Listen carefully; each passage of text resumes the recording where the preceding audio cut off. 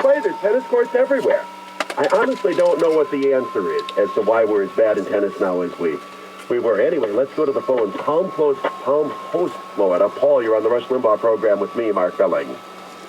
Hey, Mark, I just had a question for you. I noticed in today's news reports that there were 80,000 jobs created in the month of June, and 85,000 people went on disability. And I'm just wondering if you know if that's ever happened before, if more people have gone on disability in a month than have found jobs. Well, probably in some of the months where we actually lost employment, that would be the case, but probably never in a month where we were supposedly having a recovery. Remember, these are the months that summer is generally a good hiring season. These are the months that things are supposed to be turning around. You've got a country in which and one of the problems with this, when people aren't working, that means that the rest of us have to subsidize them, not only through unemployment benefits.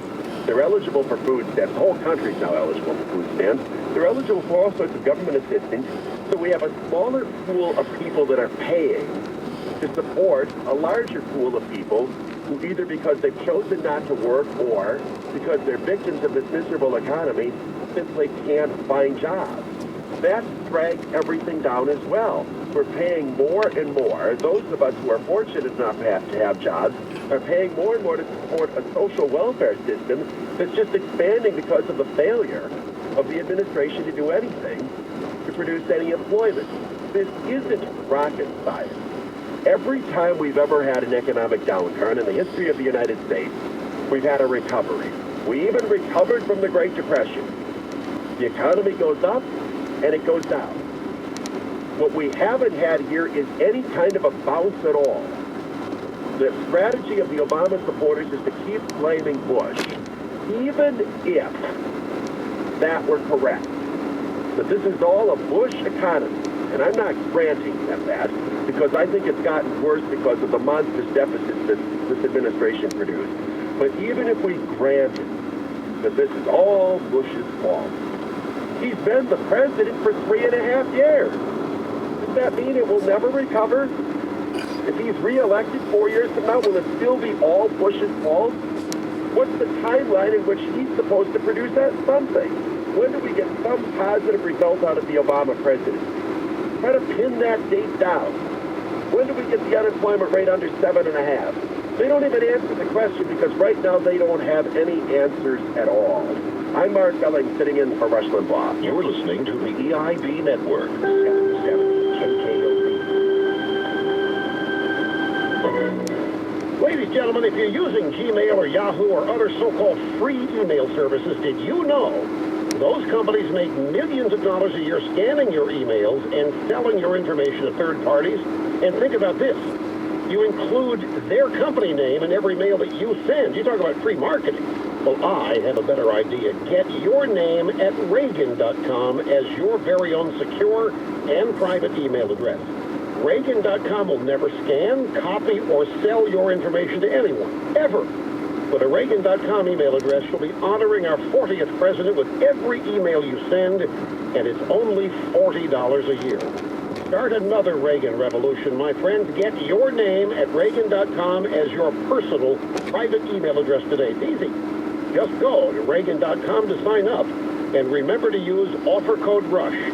That way, you get 2 bonus months. That's Reagan.com, offer code RUSH. Earn $100,000 a year or more from home.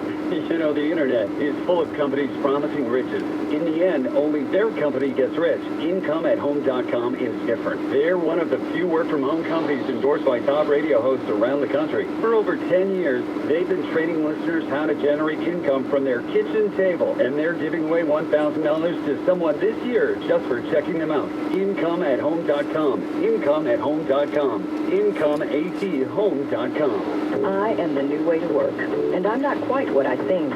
To my friends, I work from home every day. To my clients, I work in the Chrysler Building, and it's all thanks to my Regis virtual office. It gives me all the benefits of a prestigious office address, only without the overhead. I even have access to a private office when my clients want to meet face-to-face. I am the new way to work, and I'd like you to join me. To find out more, visit Regis.com/virtual or call 1-800-OFFICES. That's 1-800-OFFICES. As we celebrate our nation's freedom, we must remember our active military and veteran heroes. We thank you for your service, dedication, and sacrifices made to keep our country safe. AmberCare is a partner of the National We Honor Veterans program, serving veteran hospice patients across the state of New Mexico. To learn more about AmberCare services, please visit ambercare.com. Folks in and around Albuquerque are raving. The Downtown Growers Market is a must-see, must-do event for the entire family. Every Saturday morning from 7 a.m. to noon, you can shop the harvest of locally produced produce, herbs, and wild plants. Stroll to the music, find unique artwork, and feel the passion of a community dedicated to its local economy. There's always something different and fresh at the Downtown Growers Market, located in Robinson Park at 8th and Central, with 500 free parking spaces within 2 blocks. Find it on Facebook at Albuquerque Downtown Growers Market to see what's fresh this week. This is Rush. Kennedy today at 1 On the Talk Monster, 77 KKOV.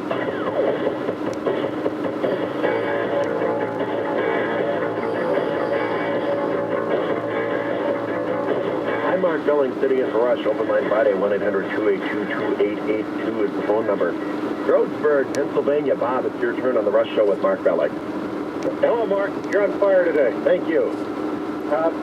Immediate reaction about the tennis. My son played Division I NCAA on scholarship, so he was a late addition to tennis. So we had to learn a lot fast. He's now a tennis pro in Texas. And the main thing that we saw while he was trying to learn the sport is that people equate high-quality instruction with lots of money.